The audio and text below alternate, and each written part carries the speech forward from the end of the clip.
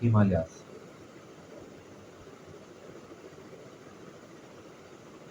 अर्थात हिमालय, हिमालय पर्वत। इसमें मुख्यतः हमको 2 चीज़ें पढ़नी है। अ, पहला है फॉर्मेशन ऑफ हिमालयास, हिमालय बना कैसे? और दूसरा है फिजियोग्राफी। फिजियोग्राफी भौगोलिक संरचना।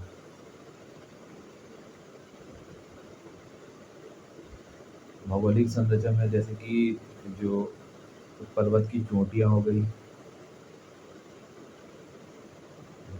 कौन-कौन से पर्वत हिमालय के अंदर आते हैं, कौन-कौन से पर्वत हिमालय के अंदर नहीं आते हैं, ये भी एक महत्वपूर्ण विषय है हिमालय में।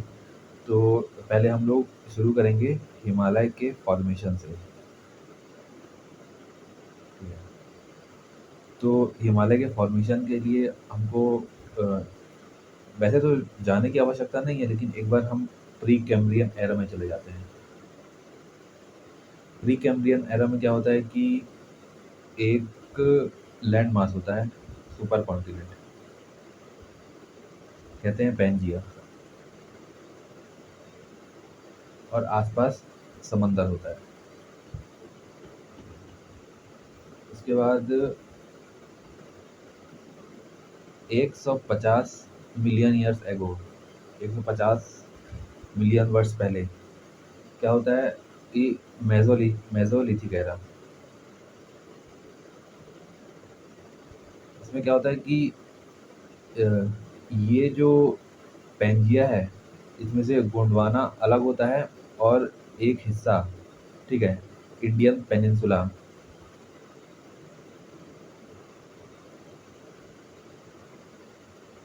ऊपर की तरफ मूवमेंट करता है। दूसरा डायग्राम बना के देखते हैं कैसा होता है।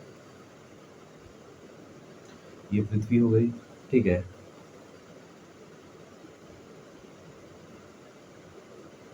मेसोलिथिक एरा में क्या होता है कि ये जो पैंजिया हुआ करता था, पैंजिया वो दो दो अलग अलग लैंडमार्क में विभाजित हो जाता है। ऊपर वाले को हम कहते हैं लॉरेशिया, और नीचे वाले को हम कहते हैं गोंडवाना लैंड, ठीक है।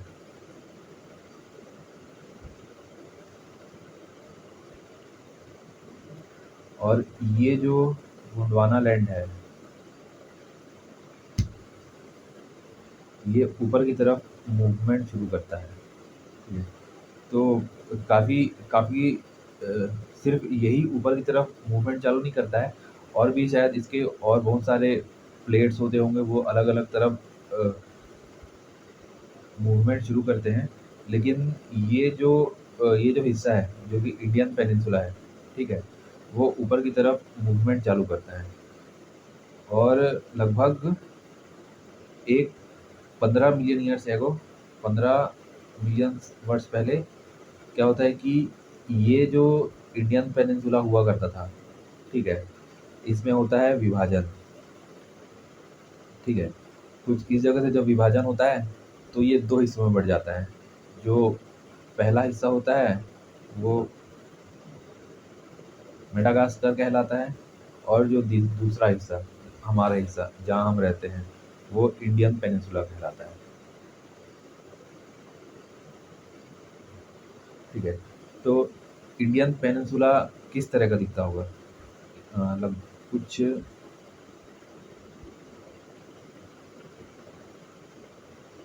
इस तरह का दिखता होगा इंडियन पेनिनसुला। जैसे कि अभी भी हम भारत का नक्शा देखें तो नीचे कुछ इसी तरह का दिखता है, और बाद में जाके फिर ऊपर हिमालय, जब हिमालय बन जाता है तब शायद कुछ इस तरह का दिखता है। तो वो तो हम बाद में देखेंगे, लेकिन फिलहाल अभी जो इंडियन पेनिनसुला है वो इसी तरह का दिखता है, ठीक है।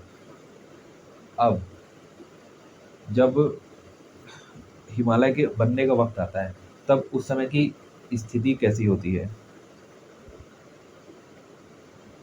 तो मान लो ये हो गया एशिया,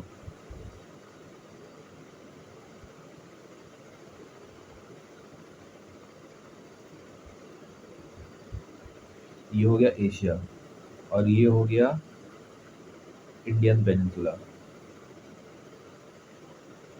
ठीक है। ये जो एशिया है वो लॉरेशियन प्लेट, सॉरी,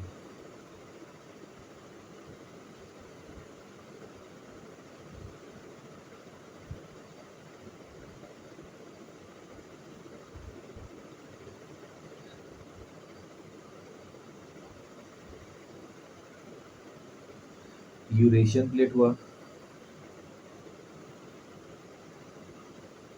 हम टेक्टोनिक प्लेट्स के बारे में थोड़ा सा देख लेंगे, क्योंकि अभी तक हम टेक्टोनिक प्लेट्स पढ़े नहीं हैं, तो जब भी कोई टेक्टोनिक प्लेट एक्टिविटी होगा तो हम छोटा सा एक छोटी सी टिप्पणी एक बार देख लेंगे, ठीक है। ये यूरेशियन प्लेट हुआ और ये इंडियन प्लेट हुआ, ठीक है। इंडियन प्लेट या फिर इंडो ऑस्ट्रेलियन प्लेट, दोनों नाम दिया जाता है इसको, ठीक है। तो जब ये जब इस स्थिति में था,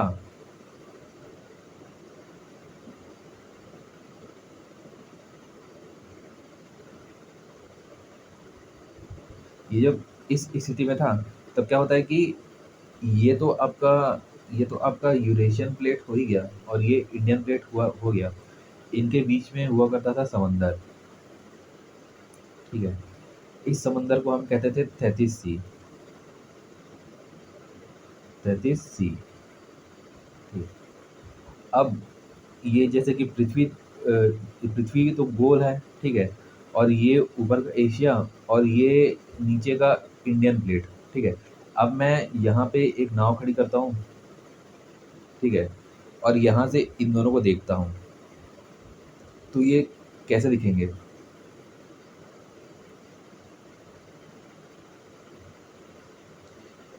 अगर मैं उस तरफ देखूंगा तो मुझे दिखेगा कि यहाँ पे एक लैंड मास है, ठीक है। यहाँ पे एक लैंड मास है जो कि इंडियन पेनिनसुला है, ठीक है। और यहाँ पे एक लैंड मास है जो कि एशिया है, ठीक है। और ये जो इंडियन लैंड मास है, इंडियन पेनिनसुला है, ठीक है, वो एक कॉन्टिनेंट है।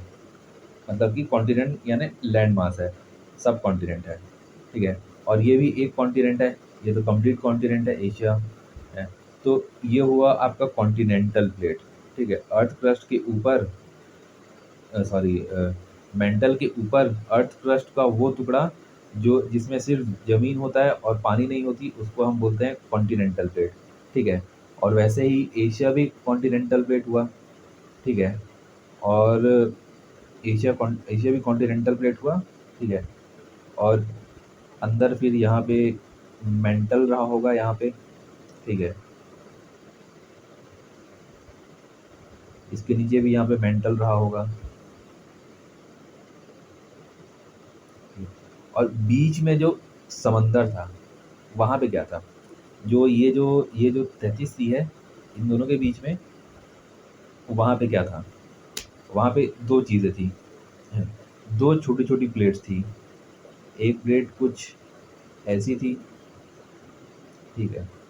ये ओशनिक प्लेट है, क्यों? क्योंकि वो सारे अर्थ क्रस्ट के हिस्से जिसके ऊपर समुंदर है, ठीक है। और जो जो प्लेट है, एक इंडिपेंडेंट प्लेट है, तो वो ओशनिक प्लेट कहलाते हैं। और ये एशिया के सामने भी एक प्लेट हुआ करता था, ठीक है। इस प्लेट को हम बोल देंगे कि इंडियन ओशनिक प्लेट, ठीक है। और इस प्लेट को हम बोल देंगे यूरेशियन ओशनिक प्लेट, ठीक है। अब क्या होता है? सबसे पहले सबसे पहले जब हमारा इंडियन प्लेट ऊपर की तरफ मूवमेंट करता है, ठीक है, तो यहाँ पे भी दो प्लेट हुआ करते थे। एक प्लेट ये जो कि हमने अभी देखा, और एक प्लेट ये छोटा था, ये यूरेशियन प्लेट हो गया, और ये इंडियन ओशनिक प्लेट हो गया, ये यूरेशियन ओशनिक प्लेट हो गया। तो जब ये इंडियन पेनिनसुला जब आगे बढ़ेगा, तब क्या होगा कि ये दोनों प्लेट पहले एक दूसरे से टकराएंगे, ठीक है? उसके बाद ये दोनों प्लेट के टकराने के बाद जो भी होगा, तो उसके बाद अगर इन दोनों से कोई कंज़्यूम हो जाता है या फिर कुछ भी हो जाता है, अगर ये दोनों प्लेट किसी तरीके से ख़त्म हो जाते हैं, तो उसके बाद ये आगे बढ़ेगा, ठीक है? ये इंडियन पेनिनसुला आगे बढ़ेगा, उसके बाद यूरेशियन प्लेट से टकराएगा। तो यहाँ पे क्या-क्या होता है? यहाँ पे 3 चीज़ें होती हैं, ठीक है? सबसे पहले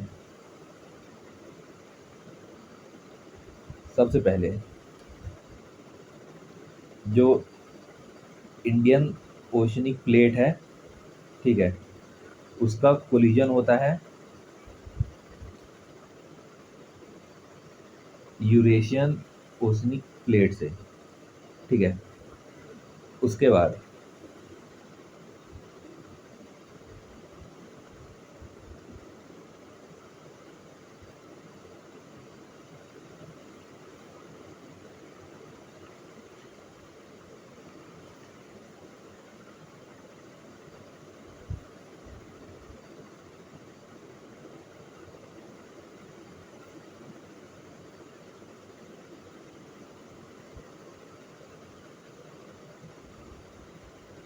इसका रिज़ल्ट क्या होता है कि जो यूरेशियन ओशनिक प्लेट है, मतलब कि जो ये वाली प्लेट है, ठीक है? ये वाली प्लेट है, वो कंज़्यूम हो जाती है। कंज़्यूम कैसे होती है, क्या होता है, वो हम आगे देखेंगे। अभी आप ऐसा समझें कि ये कंज़्यूम हो जाती है, ठीक है? तो जो ये वाली जो प्लेट है ना, वो ख़त्म हो जाती है। अब हमारे पास क्या बचता है? एक इंडियन प्लेट बचता है, इंडियन ओशनिक प्लेट बचता है और एक यूरेशियन प्लेट बचता है। अभी मैं थोड़ा बड़ा कर रहा हूँ, बस दिखाने के लिए। क्यों? क्योंकि यहाँ पे यूरेशियन प्लेट जो है वो कंज़्यूम हो चुका है, ठीक है? अब क्या होता है? दूसरा जो इंडियन ओशनिक प्लेट है, ठीक है? उसका कोलिजन होता है यूरेशियन कॉन्टिनेंटल प्लेट से, टेक्टोनिक प्लेट से, या प्लेट ही बोल लें, ठीक है? अब जब इन दोनों का कोलिजन होता है, तब क्या होता है कि जो इंडियन ओशनिक प्लेट है, ठीक है? वो भी कंज़्यूम हो जाती है। तो क्या स्थिति हुई कि इंडियन ओशनिक प्लेट भी कंज़्यूम हो गया, और उसके बाद तीसरी स्थिति क्या बनती है कि अब सीधे जो यूरेशियन प्लेट है, ठीक है? और इंडियन प्लेट है, वो आपस में टकराते हैं, कोलिजन होता है, ठीक है? तो क्या हो गया? हमने देखा कि ये जो पूरा का पूरा इवेंट है, वो 3 फ़ेज़ में हो रहा है।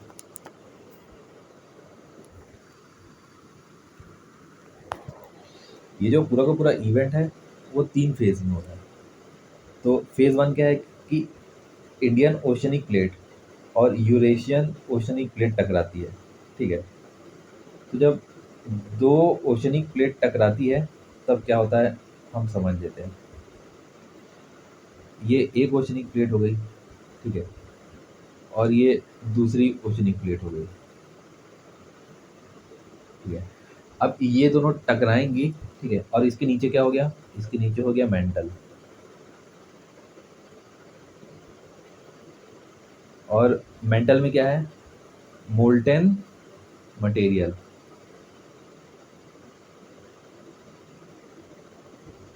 अभी फ़िलहाल आप मैग्मा समझ लें।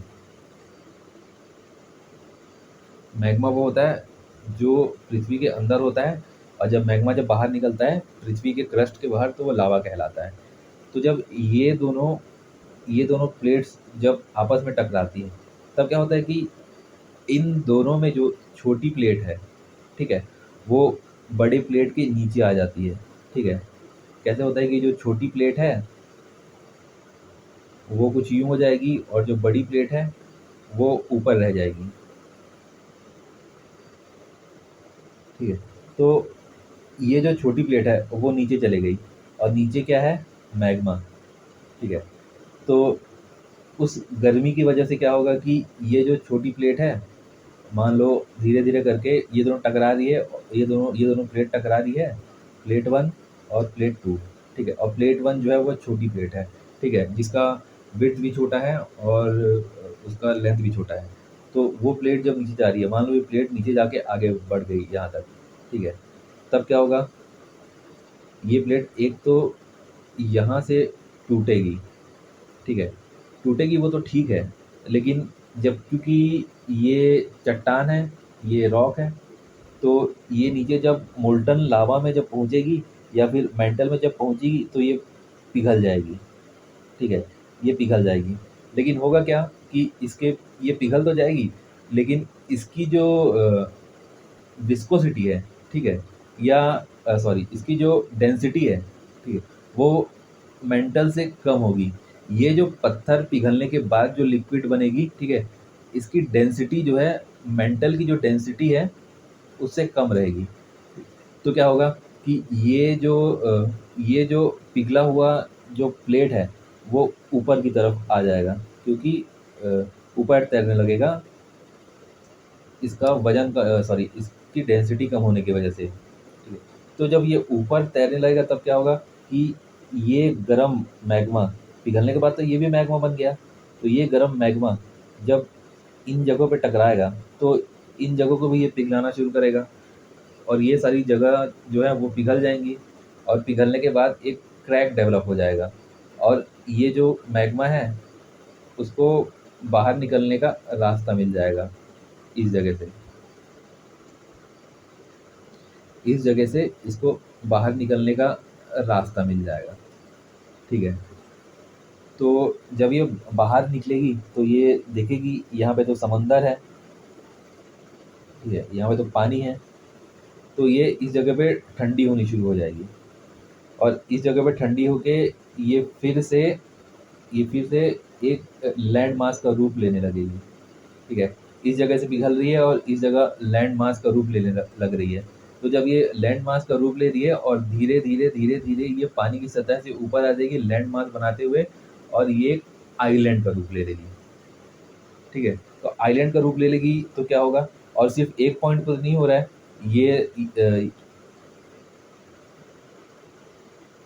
ये जो प्लेट है वो बहुत चौड़ा है और इसके ऊपर दूसरा प्लेट आ रहा है, ठीक है? तो ये जो पूरा प्लेट है, इन पूरे इलाकों में एक आइलैंड बना एक बहुत सारा एक आइलैंड का आर्क बना लेगी, ठीक है? एक आइलैंड का आर्क बना लेगी, तो ये किस तरह से दिखेगा?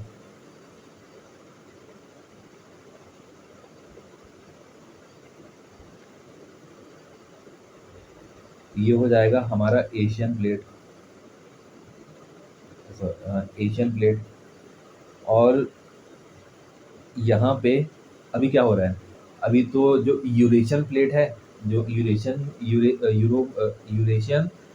ओशनिक प्लेट है, वो अभी कंज़्यूम हो रहा है, ठीक है? वो पूरा ज़मीन के नीचे जा रहा है, अर्थ क्रस्ट के नीचे जा रहा है और पिघल रहा है और ऊपर आ रहा है, ठीक है? तो जब ये पूरा का पूरा पिघल जाएगा, तब क्या बचेगा? इंडियन प्लेट बचेगा और यहाँ पे इंडियन पेनिनसुला बचेगा लगभग, ठीक है? और वो पिघल के जो ऊपर आया है, पिघल के जो यूरेशियन प्लेट जो है वो पिघल के समुद्र सतह तक आया है, वो कुछ इस तरह से आइलैंड बना लेंगे, है ना? ये जो आइलैंड है, ठीक है? इनका नाम था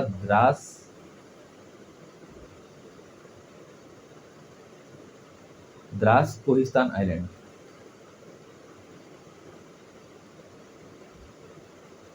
द्रास कोहिस्तान आइलैंड्स नाम था। आज भी द्रास शब्द आपको सुनने को मिलता है।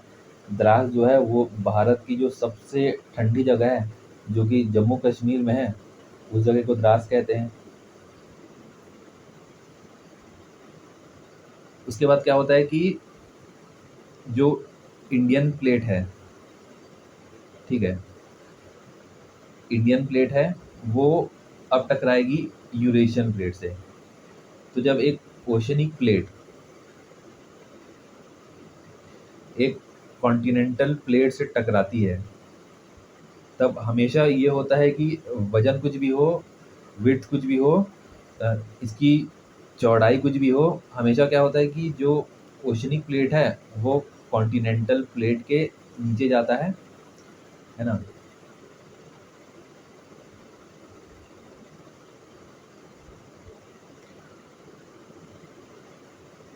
वो कॉन्टिनेंटल प्लेट के नीचे जाता है, और जो आपका जो कॉन्टिनेंटल प्लेट है वो ऊपर की तरफ आता है। ठीक है, अब फिर से नीचे तो मेंटल है, नीचे है मेंटल, बहुत गर्म है, और ये जो ओशनिक प्लेट है वो जब नीचे जाएगा तो फिर से वही होगा कि ये यहाँ से पिघलेगा और ये फिर से ऊपर आने की कोशिश करेगा, फिर से यहाँ पे क्रैक बनाने की कोशिश करेगा, और यहाँ से क्रैक बना के वापस फिर से यहाँ पे एक आइलैंड की तरह, जैसे कि हम देखे हैं ना वॉल्केनो कैसा होता है, वॉल्केनो कुछ इस तरीके का होता है, ज़मीन के ऊपर वो धीरे-धीरे एक पहाड़ बनाने की कोशिश करता है। और क्योंकि ये जो इंडियन प्लेट था वो बहुत बड़ा था, तो ये बहुत बड़े-बड़े पहाड़ बनाता है। और इस इंडियन प्लेट के पूरी तरह कंज़्यूम होने के बाद इस जगह पे जो पर्वतनुमा चीज़ें बनती हैं, या फिर कहें तो पर्वत ही बनती है, उन पर्वत को हम कहते हैं ट्रांस हिमालयाज़। जैसे कि K2, ठीक है, K2 हो गया, इसको आप दूसरे नाम से भी जानते हैं, गॉडविन ऑस्टिन। ये जो है इसी प्रक्रिया से बनी है। जो इंडियन ओशनिक प्लेट है जब यूरेशियन कॉन्टिनेंटल प्लेट के नीचे जाती है, ठीक है, और वहाँ से जो ऊपर की तरफ जो मैग्मा निकलता है वो ट्रांस हिमालयाज़ का निर्माण करता है। ठीक है, अब क्या स्थिति है? अब स्थिति यह है कि ये एशियन प्लेट है और ये इंडियन प्लेट है। ठीक है, ये दोनों एक दूसरे से टकरा रहे हैं। तो टकरा रहे हैं मतलब क्या होता है कि कॉन्टिनेंटल प्लेट और कॉन्टिनेंटल प्लेट दोनों एक दूसरे से टकरा रहे हैं। ठीक है, अब जब दो कॉन्टिनेंटल प्लेट आपस में टकराते हैं तब क्या होता है? दोनों में से कोई भी नीचे नहीं जाता, आपस में वो दोनों टकराते हैं और फोल्ड्स फोल्ड्स बनाना शुरू कर देते हैं। मान लो ये कॉन्टिनेंटल प्लेट है और दूसरी इस तरफ जो कॉन्टिनेंटल प्लेट आने वाली है उसे टकराएगा, तो ये कुछ इस तरीके से फोल्ड बना लेगा और ये जो है इस तरह से कुछ फंस जाएगा, ऐसा कुछ होगा। और धीरे धीरे जब ये दोनों कॉन्टिनेंट्स एक दूसरे के करीब आते जाएंगे तो ये जो फोल्ड है, बीच में जो फोल्ड बना है, ठीक है, वो बढ़ते जाएगा, ऊपर की तरफ इसकी ऊंचाई बढ़ती जाएगी। जैसे हम देखते हैं कि आज के तारीख में ये दोनों प्लेट्स जो हैं, जो इंडियन प्लेट है और जो यूरेशियन प्लेट सॉरी जो इंडियन प्लेट है वो आज के तारीख में भी एक्टिव है। इस वजह से जो माउंट एवरेस्ट है इसकी जो हाइट है वो बढ़ती ही जा रही है, बढ़ती जा रही है।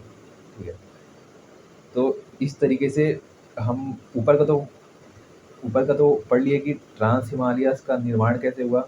और यहाँ पे एक और चीज़ होती है कि ये दोनों कॉन्टिनेंटल प्लेट जब एक दूसरे से टकराते हैं तब यहाँ पे हुआ करता था द्रास कोहिस्तान आइलैंड्स, वो भी इसी समय इन दोनों प्लेट्स के साथ टकराते हैं और वो भी कंज्यूम होते हैं इस पर्वत श्रृंखला में, और इस पर्वत श्रृंखला का नाम है हिमालयाज़।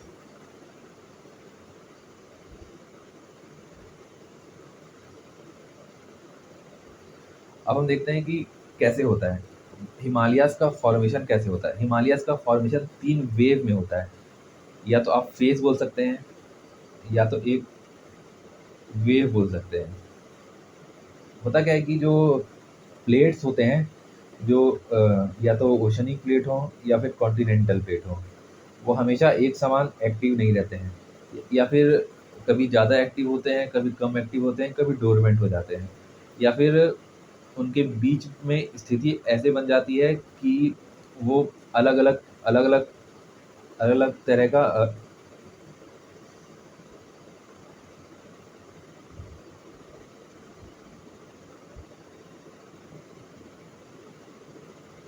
रिज़ल्ट देने लग जाते हैं। ठीक है, तो हम देखते हैं कि हिमालयाज़ जो हैं वो 3 फ़ेज़ में कैसे बने। सबसे पहले क्या होता है कि जब Eurasian plate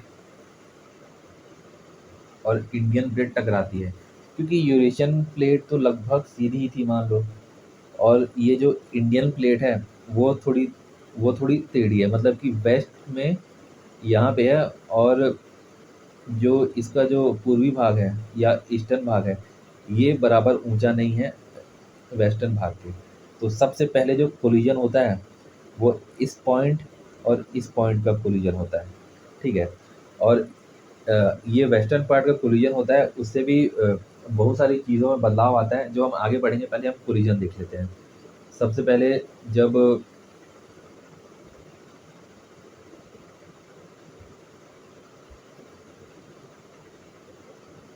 Eurasian continental plate और इंडियन कॉन्टिनेंटल प्लेट का जब कोलिजन होता है तो सबसे पहले निर्माण होता है ग्रेट हिमालयाज का, ठीक है। सबसे पहले ग्रेट हिमालयाज का या फिर हिमाद्री का, ये पहले फेज में निर्माण होता है, ठीक है। वापिस से जो दूसरा फेज होता है, ठीक है, तो दूसरे फेज में जो कोलिजन होता है या फिर दूसरे फेज में जो वेव होते हैं कोलिजन के, उससे आपका मिडिल हिमालयाज का निर्माण होता है या फिर हिमाचल का निर्माण होता है, ठीक है। उसके बाद जो तीसरा फेज होता है, तीसरे फेज में दो चीज़ें होती हैं, ठीक है। पहला शिवालिक का निर्माण होता है या फिर लेसर हिमालयाज का निर्माण होता है, ठीक है। और दूसरी चीज़ होती है जो मिडिल हिमालयाज था वो टूट जाता है अलग अलग हिस्सों में, ठीक है। कैसे? अगर मान लो ये ग्रेटर हिमालयाज हो गया, ठीक है, ये मिडिल हिमालयाज हो गया, ठीक है। ये पहले दो फेस में बन चुके हैं, लेकिन जब तीसरा फेस आता है तब क्या होता है कि ये जो पर्वत श्रृंखला है, बड़ी पर्वत श्रृंखला, वो छोटे छोटे पर्वत श्रृंखलाओं में टूट जाती है, क्योंकि कोलिजन जो होता है वो बहुत पावरफुल होता है, ठीक है। और टूटने का जो कारण है उसका ये है कि जब नीचे तीसरे फेस में जब शिवालिक का निर्माण हो रहा है, ठीक है, तो ये जो पर्वत है, ये जो मिडिल हिमालयास है, ठीक है, इसको ऊपर से पुश तो मिल ही रहा है, ठीक है। और नीचे जो है वो शिवालिक भी खड़ी हो गई हैं। तो शिवालिक भी खड़ी हो गई है, इस वजह से इसको दोनों तरफ से पुश मिल रहा है, ठीक है। इस तरफ से ये अपनी एनर्जी रिलीज़ नहीं कर पा रहा है, और ऊपर से लगातार इसको कोलिजन का पुश तो मिल ही रहा है। तो इस वजह से तीसरे फेज़ में क्या होता है कि हिमालय जो है, मिडिल हिमालय जो है या फिर हिमाचल जो है वो छोटे-छोटे हिस्सों में टूट जाती है, ठीक है। छोटे-छोटे हिस्सों का अलग-अलग नाम है, जैसे पीर पंजल, धौलाधर, नाग तिब्बा, कुमाऊँ या फिर हिमाद्री, महाभारत, हिमालयस, वो हम सब आगे देखेंगे, ठीक है। तो इस हिस्सों में ये टूट जाता है। जी। अब जो हमारे सामने जो हिमालय आता है वो कैसा दिखता है हम देखते हैं। एक बार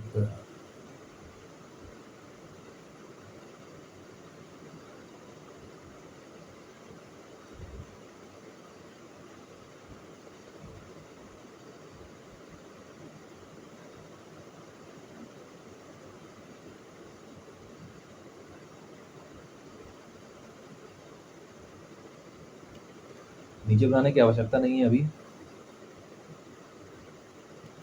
तो ऊपर ही बनाते हैं। नॉर्थ ईस्ट में भी हिमालय बनता है, लेकिन वो अभी नहीं पढ़ेंगे। वो हम अ, जब हम इस हिस्से का हिमालय पढ़ लेंगे, उसके बाद हम नॉर्थ ईस्ट का हिमालय पढ़ेंगे। ये है इसी का हिस्सा, लेकिन वो एक सिंटेक्शियल बैंड होता है, वो सब हम आगे पढ़ेंगे, ठीक है। तो हमने हमने क्या पढ़ा था कि एक तो जब इंडियन ओशनिक प्लेट जब यूरेशियन कॉन्टिनेंटल प्लेट के अंदर सबमर्ज होती है या फिर कंज्यूम होती है, तो हमारे पास उभर के आता है ट्रांस हिमालयास।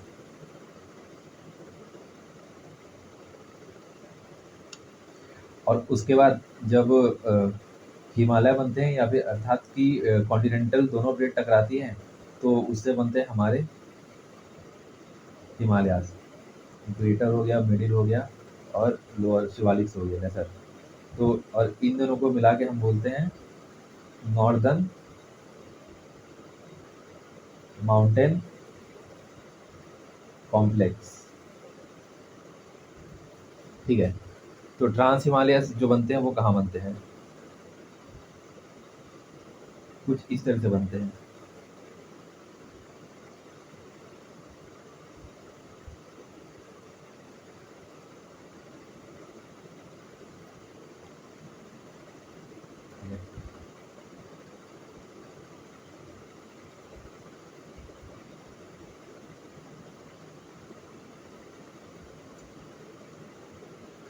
ट्रांस हिमालयस के 3 रेंज बनते हैं, 3 रेंज।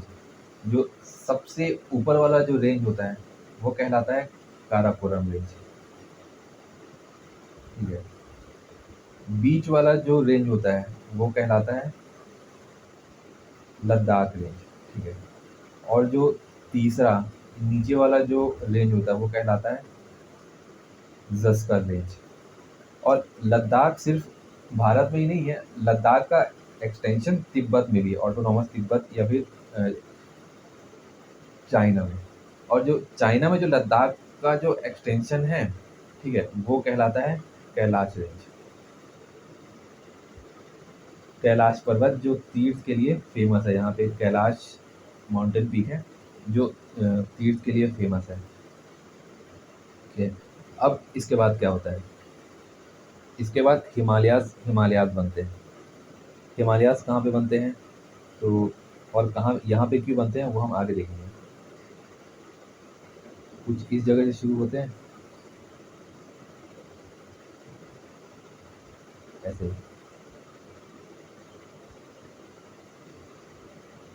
ये हमारे हो गए ग्रेटर हिमालयाज़। ठीक है, उसके नीचे बनता है मिडिल हिमालयाज़ जो कि टूटा टूटा हुआ होता है, आप जानते हैं।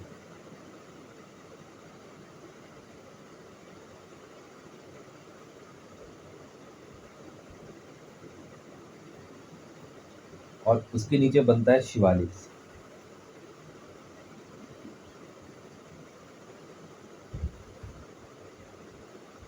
शिवालिक कुछ इस तरीके से बनता है।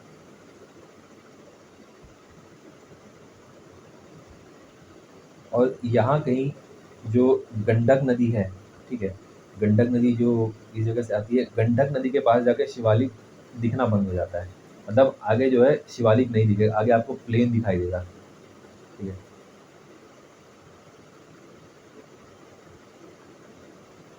अब हम हिमालयाज़ को थोड़ा विस्तार में पढ़ेंगे।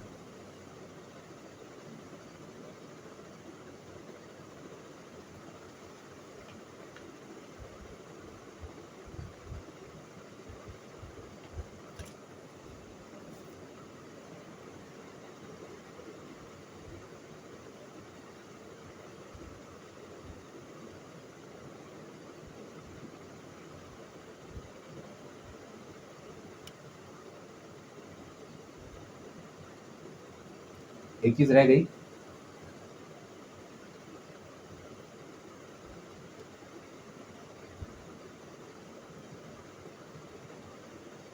जो पूर्वी हिमालयाज़ है, नॉर्थ ईस्टर्न हिमालयाज़, ठीक है, उसको हम बोलते हैं पूर्वांचल।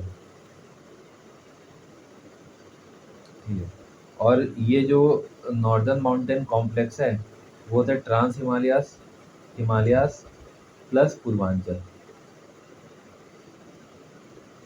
पूर्वांचल हम लास्ट में पढ़ेंगे क्योंकि वो सिंटेक्शियल बैंड के बाद आता है। सिंटेक्शियल बैंड क्या होता है कि हमारा जो इंडियन प्लेट था वो कैसा दिखता था, कुछ यूं दिखता था।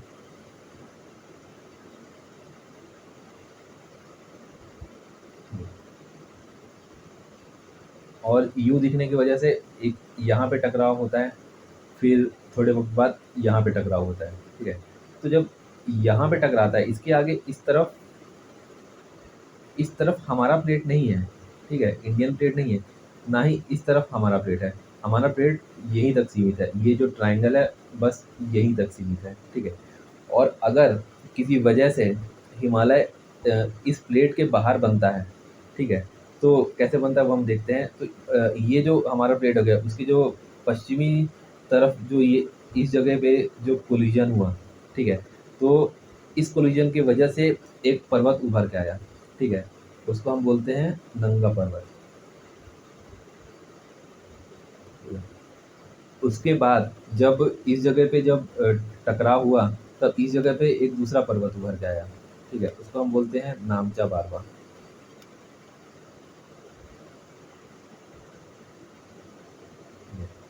तो हम क्या कहेंगे कि हमारा प्लेट यह नंगा पर्वत से नामचा बारवा तक है, जिसकी लंबाई 2400 किलोमीटर है, ठीक है। और ये जो ये जो लंबाई है, इसके बीच में जो पर्वत हैं, ठीक है, वो होंगे हमारे हिमालय।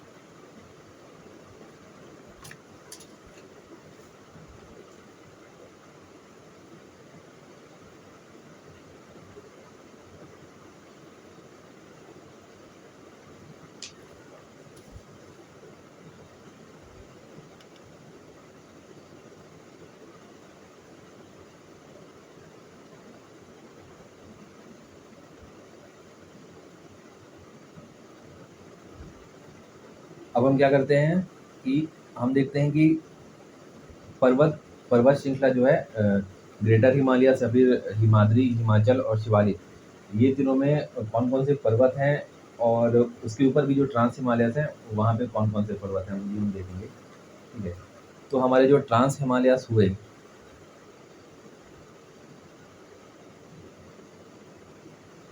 ठीक है,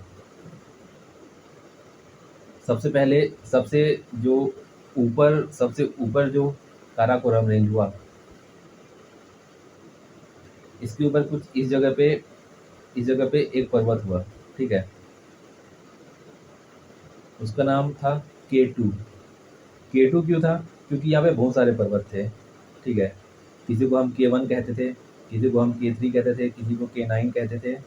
तो ये सब जो थे वो अलग-अलग के मतलब काराकोरम, और 1 2 3 4 पर्वत की नंबरिंग।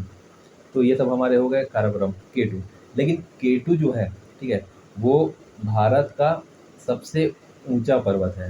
वैसे विश्व का सबसे ऊंचा पर्वत तो माउंट एवरेस्ट है, लेकिन माउंट एवरेस्ट भारत में नहीं है, वो नेपाल और तिब्बत के बॉर्डर में है। लेकिन ज़्यादातर जो है वो नेपाल में है। तो अगर सवाल पूछा जाए कि नेपाल में है या तिब्बत में है, तो जवाब होगा नेपाल, तिब्बत नहीं होगा। और ये जो K2 है, वो है तो पाकिस्तान ऑक्यूपाइड कश्मीर में, लेकिन है तो भारत ही। तो भारत की सबसे ऊंची चोटी कौन सी थी? K2। और K2 का दूसरा नाम क्या है? गॉडविन ऑस्टिन,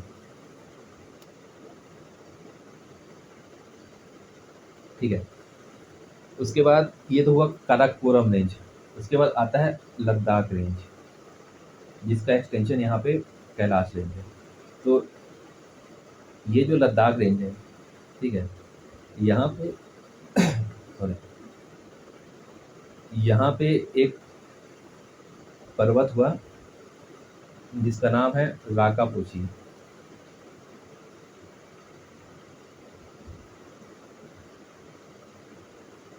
इस पर्वत की खासियत क्या है कि ये सबसे तीव्र ढाल वाली पहाड़ है, विश्व की सबसे तीव्र ढाल वाली पहाड़ है।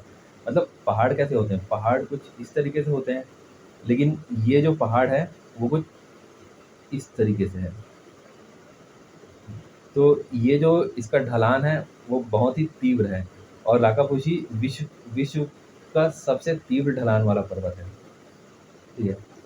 इसके बाद फिर ज़स्कर रेंज आया। इसमें कोई पढ़ने लायक कोई पहाड़ नहीं है, मतलब कि पर्वत नहीं है, सॉरी। इसके बाद जो हमने अभी ऊपर पढ़ा था, नामचा बारवा, सॉरी, नंगा पर्वत। नंगा पर्वत वाला जो पॉइंट है, वो पॉइंट हमारा यहाँ पे है, ठीक है? और वो आगे तक जाता है, एक और मैप बनाना पड़ेगा।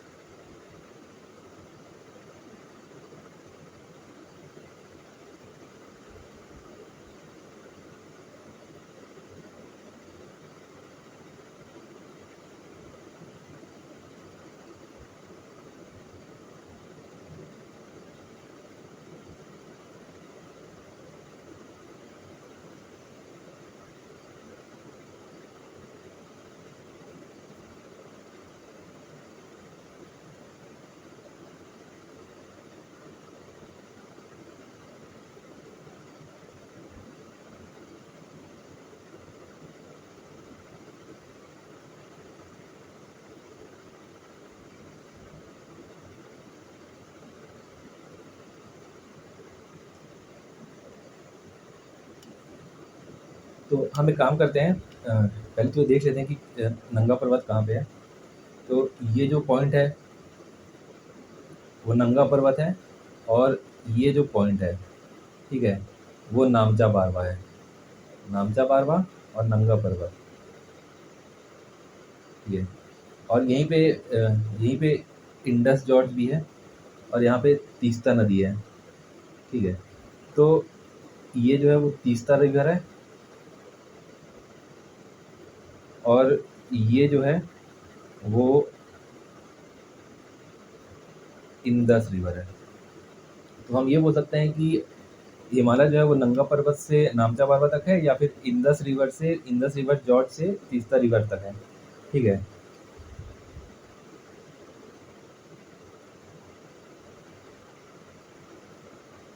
तो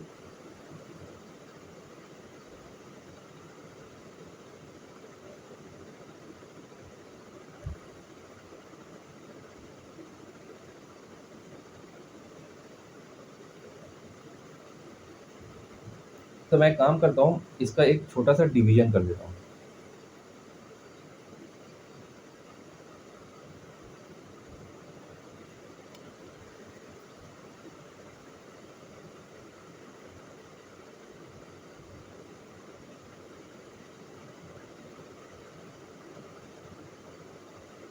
मैं यहाँ पे एक लाइन लेता हूँ और इस पॉइंट से कनेक्ट कर देता हूँ, ठीक है? और एक यहाँ पे लाइन लेता हूँ और इस पॉइंट से कनेक्ट कर देता हूँ, और यहाँ पे मैं 3 लाइन खींच देता हूँ, एक ये। ये वाला हिस्सा थोड़ा ज़्यादा लंबा हो गया, इतना लंबा नहीं है ये। ये भी इस जगह से ऐसे आना चाहिए था, फिर आगे जाना चाहिए था।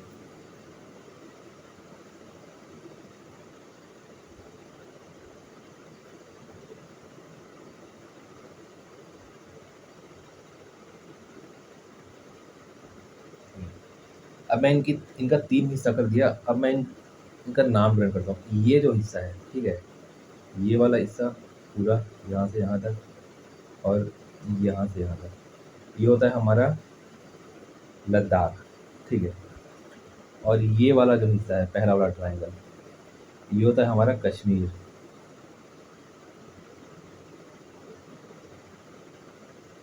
तो जम्मू एंड कश्मीर। ये वाला जो हिस्सा है वो हमारा होता है हिमाचल प्रदेश, ठीक है? और ये वाला जो हिस्सा है वो हमारा होता है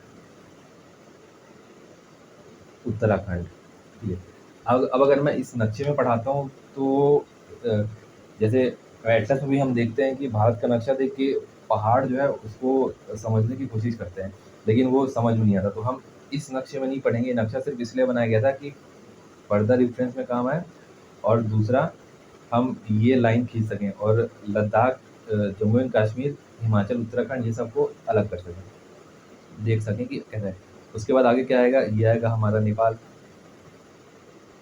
नेपाल से जुड़ा हुआ होगा सिक्किम,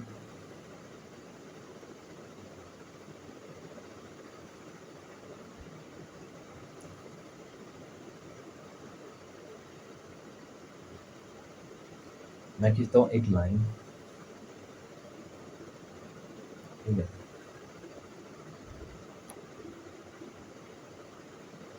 यहाँ पे हम जान चुके हैं कि यहाँ पे नंगा पर्वत है, ठीक है। और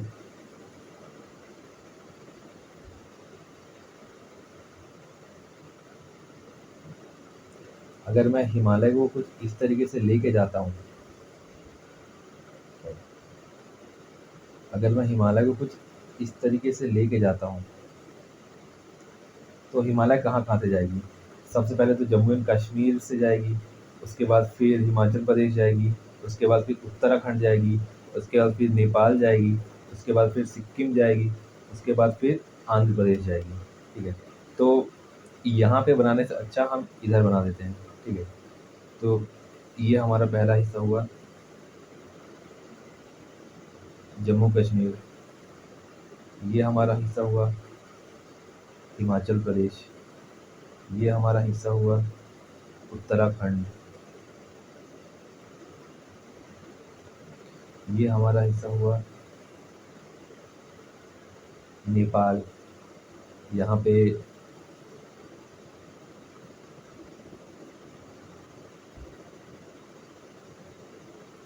सिक्किम भी है, ठीक है। उसके बाद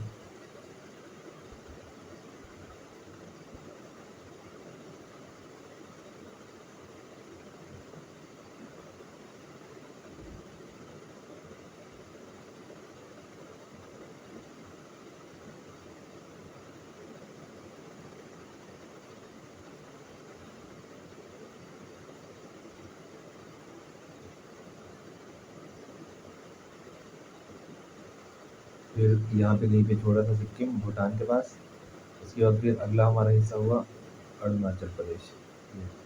अब हम देखते हैं कि ये जो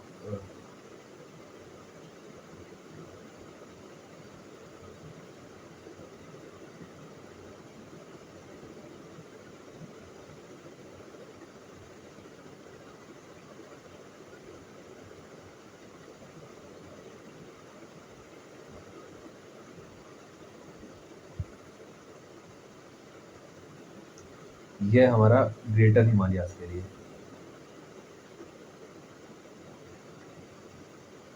ठीक है। ग्रेटर हिमालयाज़ जिन जगहों से गुजरती है, उन जगहों का नाम हमने यहाँ पे लिख लिया है, ठीक है। तो पहले तो जम्मू कश्मीर और हिमाचल प्रदेश में ग्रेटर हिमालयाज़ में कोई ख़ास ऐसी बड़ी चोटी नहीं है, जो एग्ज़ाम में आए या फिर परीक्षा के लिए महत्वपूर्ण हो। रहने को तो बहुत सारी चोटियाँ हैं, लेकिन महत्वपूर्ण कोई नहीं है, ठीक है। हमारी जो चोटियाँ हैं, वो शुरू होती है उत्तराखंड से, जो कि महत्वपूर्ण है। ठीक है। तो उत्तराखंड में अगर हम वेस्ट से ईस्ट की तरफ जाते हैं, तो वेस्ट में सबसे पहली चोटी पड़ती है, जिसका नाम है बंदर पूंछ।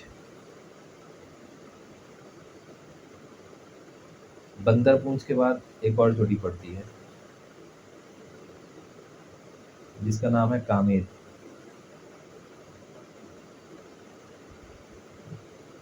और कामेर के बाद एक और चोटी पड़ती है, जिसका नाम है जिसका नाम नंदा देवी। नंदा देवी पर्वत, और नंदा देवी पर्वत जो है वो उत्तराखंड की सबसे ऊंची चोटी है, ठीक है। उसके बाद हम नेपाल जाते हैं, ठीक है। और नेपाल में कौन कौन सी चोटी पड़ती है? नेपाल में जो पहली चोटी पड़ती है पश्चिम से पूर्व की ओर, तो वह है धौलागिरी। धौलागिरी के बाद दूसरी चोटी पड़ती है, वो है अन्नपूर्णा। अन्नपूर्णा के बाद तीसरी चोटी पड़ती है,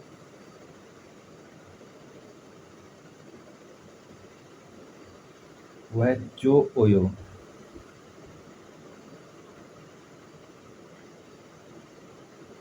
चो ओयो के बाद चौथी चोटी जो पड़ती है, वो सबसे बड़ी चोटी, जो विश्व की सबसे ऊंची चोटी है, ठीक है, वो है माउंट एवरेस्ट।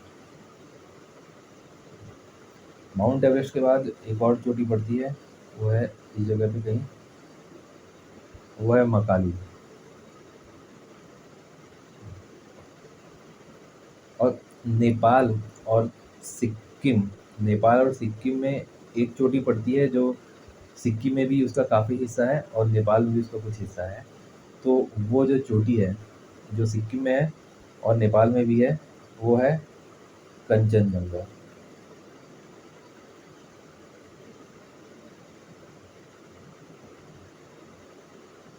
इस चोटी की खास बात ये है कि जो माउंट एवरेस्ट है, ठीक है, जो माउंट एवरेस्ट है वो नेपाल और चाइना में है, नेपाल और तिब्बत में है, ठीक है।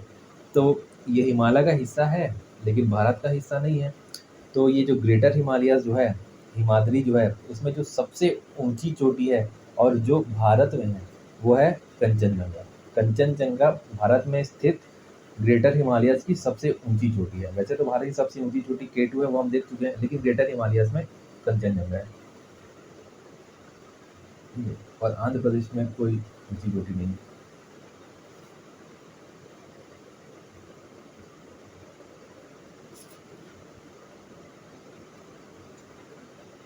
उसके बाद इसी तरीके से हम फिर से डिवाइड कर लेते हैं मिडिल हिमालयाज़ को।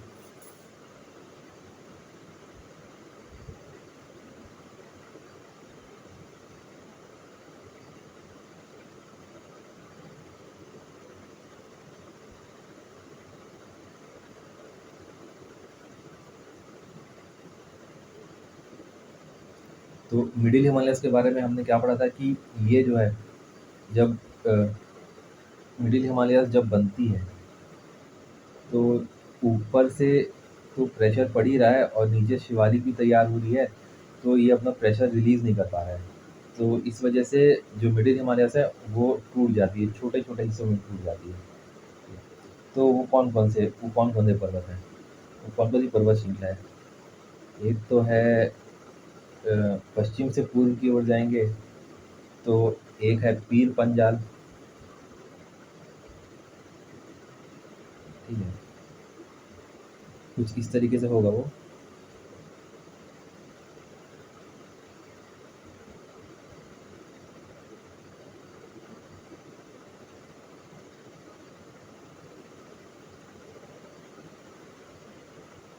कुछ इस तरीके से होगा। पहली चोटी होगी पीर पंजाल, इसके बाद जो दूसरी चोटी नहीं, सॉरी, जो दूसरा माउंटेन रेंज होगा वो होगा धौलाधर। जो हम अ, ग्रेटर हिमालय में पढ़े थे वो धौलागिरी था और ये है धौलाधर, ठीक है। उसके बाद जो तीसरा माउंटेन रेंज होगा वो होगा नाग तिब्बत, ठीक है। चौथा जो होगा वो मसूरी या कुमाऊं भी बोलते हैं। और जो पांचवा होगा वो होगा महाभारत रेंज, और महाभारत रेंज जो है वो नेपाल में है। इसके बाद कोई चोटियाँ इसमें नहीं है और नॉर्थ ईस्ट में है, वो हम बाद में पढ़ेंगे।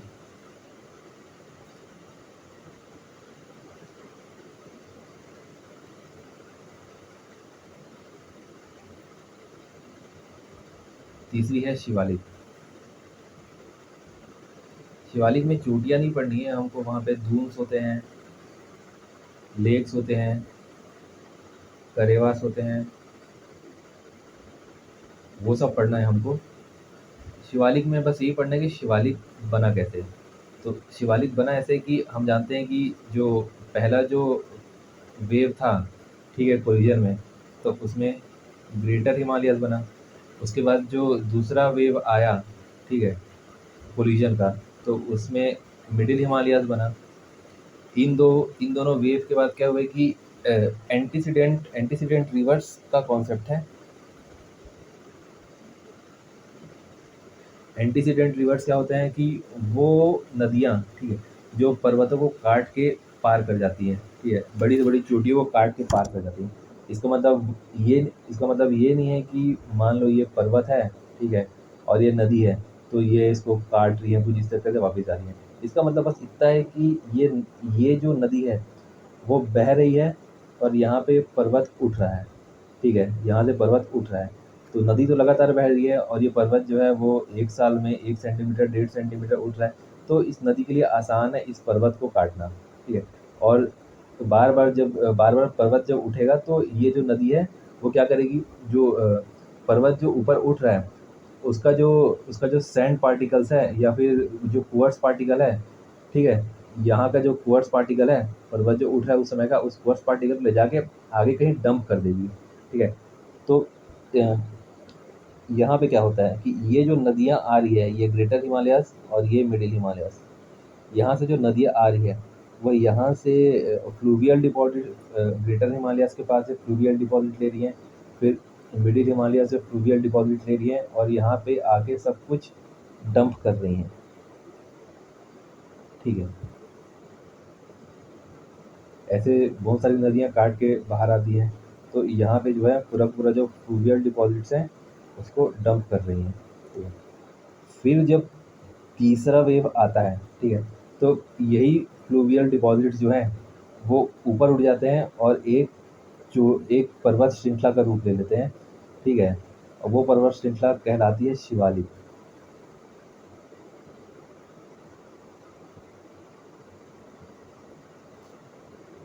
और नदियाँ तो फिर कुछ वक़्त बाद शिवालिक को भी काट के आगे बढ़ जाती हैं और शिवालिक को काट के जब आगे बढ़ती हैं और अपना जो फ्लूवियल डिपॉज़िट आगे पहुँचाती हैं, वो सारे के सारे जो डिपॉज़िट्स हैं, ठीक है?